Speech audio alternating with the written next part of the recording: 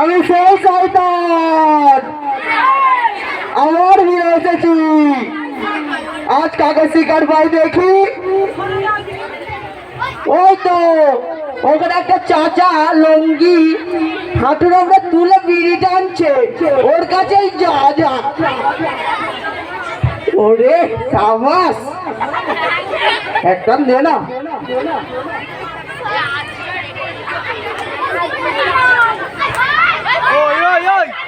আসসালামু আলাইকুম নানা, কেমন আছে? দেখতে পাচ্ছে ঠিক মতো বিড়িটাও টানতে দেবে না।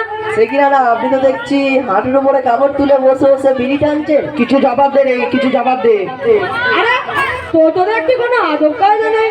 যখন তখন এই বৃদ্ধ বয়সে হাঁটুর উপরে কাপড় তুলে বসে বসে বিড়ি টানছেন, এটা এক ফরজ তরফের গুনাহ। এখনো যদি ফিরে না আসেন এই গুনাহ আর মাফ হবে তো? কিছু বল। আমার মতো মুখ নয়, কত বড় কথা। আপনাকে তো আমি শরিয়াতের কথা বলছি, আপনি রেগে যাচ্ছেন কেন? অত শরিয়াত মরিয়াত করো না। এই ওয়াজে অত একটু বিড়িটাও টানতে দে। সে কিনা না আপনার মনে নেই, গত বছর বারকালী কাপুর রহমানিয়া জামে মসজিদের জলসায় বক্তা সাহেব হাদিস দিয়ে বলে গেল, ক্বালা রাসূলুল্লাহ সাল্লাল্লাহু আলাইহি ওয়াসাল্লাম কুল্লু মুসকিরিন হারাম রাওয়াহু বুখারী। অর্থাৎ প্রত্যেক নেশাজাতীয় জিনিস বস্তুই হারাম, সহিহ বুখারী শরীফের হাদিস।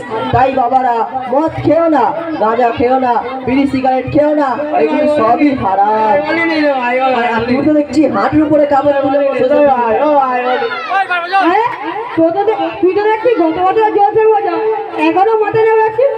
আমি তো ওই একটা জলসা শেষ করে খিচুড়িও শেষ করে ওই 10 টাকার সব জলসা। ছেলে এই বৃদ্ধ বয়সে এমন একটা কথা বললেন, শুনে তো মনে হয় নামাজ কালাম কিছুই করেন না। কি বলিস নাকি, সেদিন তো আতর আলী মরে গেল, বরকত নিয়ে মরে গেল। আমি জানাজার নামাজ পড়ালাম, আবার মাঝে মনে হলে ঈদেরও নামাজ পড়ি, আবার কিসের নামাজ। আপনি জানাজার নামাজ আর ঈদের নামাজের কথা বলছেন, তাও আবার জুম্মার নামাজে পড়েন মন হলে তবে।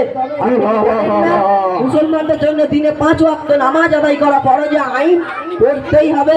আল্লাহ পাক কোরআনের মধ্যে বলেন, ইন্নাস সালাতা কানাত আলাল মুমিনিনা কিতাবাম মাওকুদা। অবশ্যই মুসলমানদের জন্য নির্দিষ্ট সময়ে নামাজ আদায় করা ফরজ। সেই সময়গুলো হলো ফজর, যোহর, আসর, মাগরিব এবং ঈশা। কি বলিস নাকি, তাই নাকি? হ্যাঁ অবশ্যই। আর মৃত্যুর পর বেনামাজিদের জন্য রয়েছে বহু শাস্তি ও নামাজিদের জন্য রয়েছে বহু পুরস্কার ও উত্তম নিয়ামত।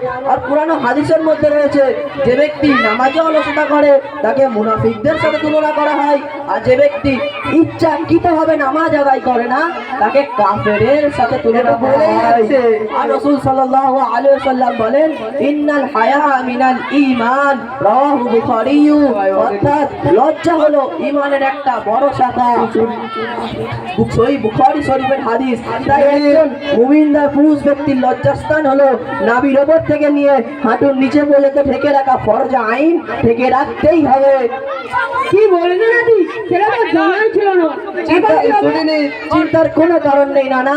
আল্লাহ পাক কোরআনের মধ্যে বলেন, লা তাহনাতু রাহমাতিল্লাহ, তোমরা আমার রহমতের নিরাশ হয়ো না। তাই আল্লাহর রহমতের উপর আশা রেখে আমাদের তওবা করে নিতে হবে। না তওবা না, একদম তওবা না। যদি তওবা করি তাহলে তো আমি শেষ হয়ে যাব, আর আসবনি। আমি এই চললুম। আল্লাহ তাআলা তওবা কবুল করে। রাসূল সাল্লাল্লাহু আলাইহি ওয়াসাল্লাম বলেন, আত-তাইবু মিনাজ যামবি কামান লা যানবা লা। অর্থাৎ গুনাহ থেকে তওবাকারী নিষ্পাপের সমান। সত্যি নাকি, তুই তো আমার জ্ঞানের চক্ষু খুলে দিলে। আজই তওবা করছি, হাঁটুর ওপর কাপড় তুলে ফরজ করবে, গুনাহ করবো না। এই বুড়ি বিলম ফেলে আজই নামাজ পড়বো। আল্লাহ তুমি আমাকে ক্ষমা করে দাও। আল্লাহু আকবার, আল্লাহু আকবার। নামাজের ওয়াক্ত হয়ে গেছে নাকি, চলো নামাজের প্রস্তুতি নিই। হ্যাঁ চলো চলো নামাজ পড়ো। আসসালামু আলাইকুম ওয়া রাহমাতুল্লাহি ওয়া বারাকাতুহু।